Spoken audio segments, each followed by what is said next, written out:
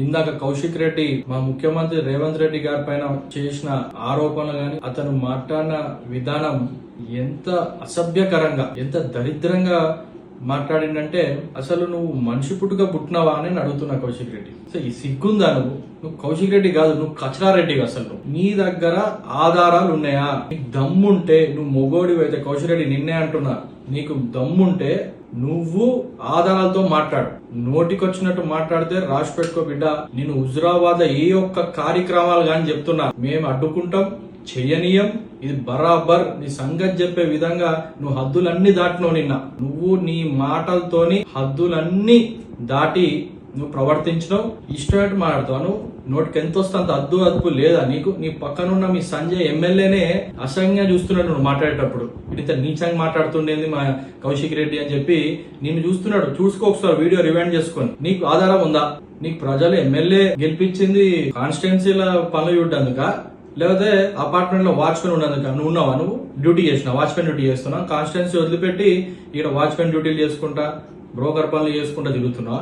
బిడ్డ నీకు ప్రూఫ్ ఉంటే నువ్వు చూపెట్టు, ఆధారాలతో మాట్లాడు. ఇప్పటికి నీకు 100 సార్లు చెప్పిన, నోటికొచ్చినట్టు మాట్లాడకు. ఇందాక నువ్వు మాట్లాడిన ప్రతి విషయంలో ఏ ఒక్క ఆధారమైనా నువ్వు చూపెట్టు.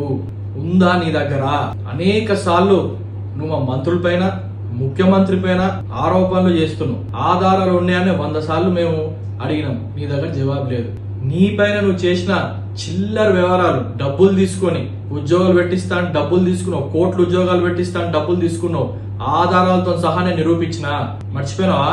చెల్పూర్ మహేందర్ దగ్గర తీసుకుని మర్చిపోయినావా? వీణవంక మైపాలరెడ్డి దగ్గర తీసుకున్నది మర్చిపోయినావా?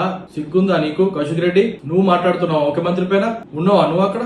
వాచ్మెన్ పని చేసుకుని చూసినావు ముఖ్యమంత్రి? నువ్వు నోటికొచ్చినట్టు మాట్లాడుతావు. నీ భార్య బిడ్డను పెట్టుకుని గెలిచినావు నువ్వు ఎమ్మెల్యేగా. అప్పుడు మహిళలను పెట్టుకుని గెలిచినావు. ఇప్పుడు అదే మహిళలని అసభ్యంగా మాట్లాడుకుంటూ, అంటే ఇప్పుడు నువ్వు ఏదైతే అపార్ట్మెంట్ లో చెప్తున్నావో అక్కడ మహిళల వాళ్ళ పరిస్థితి ఏంది? నువ్వు అట్లా మాట్లాడుతావు, ఏ రకంగా బాధపడతారు, వాళ్ళ కుటుంబ సభ్యులు ఏ రకంగా ఆవేదన చెందుతారో కొంచెం ఆలోచించిన కౌశిక్ రెడ్డి. నువ్వు ఆఖరికి ఫోన్ ట్యాపింగ్ విషయంలో కూడా దాంట్లో కూడా ఫేమ్ రావాలి, నాకు పేరు రావాలి అని ఆలోచించి నీ భార్యను కూడా నువ్వు ఆఖరికి దానిలో ఇన్వాల్వ్మెంట్ చేస్తావట్టే. ఎంత నీచానికి దిగజారుతున్నావు నీకు అర్థమవుతుందా అని నేను అడుగుతున్నా. ఇవన్నీ నువ్వు ఎందుకు చేస్తున్నావు? కేవలం కేసీఆర్ దగ్గర మాటలు కొట్టేటందుకు. కేసీఆర్ ని దూరం పెట్టిండు ఈ మధ్యలో.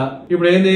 ఆ ఫామ్ హౌస్ లో నీకు ఎంట్రీ లేదు, అక్కడ వాచ్మెన్ దగ్గర కూర్చొని వచ్చిపోయేటోళ్ళు బాత్కాన్లు కొట్టుడు ఉన్నావు. ఇట్లాంటివి ఏమైనా చేస్తే కనీసం నీకు అక్కడైనా కొన్ని మార్కులు పెరిగి మన దగ్గర తీస్తారని ఒక నీచపు ఆలోచనతో నువ్వు ఇచ్చేస్తున్నావు. మన కేసీఆర్ గారిని అడుగుతున్నా, ఇదే నా కేసీఆర్ గారు మీ ట్రైనింగ్? మీ ఎమ్మెల్యే ఒక మహిళల పైన ఇంత చిల్లరగా మాట్లాడుకుంటూ అసభ్యకరంగా మహిళల పట్ల మాట్లాడితే ఇదే నా మీ ట్రైనింగ్ అని అడుగుతున్నా.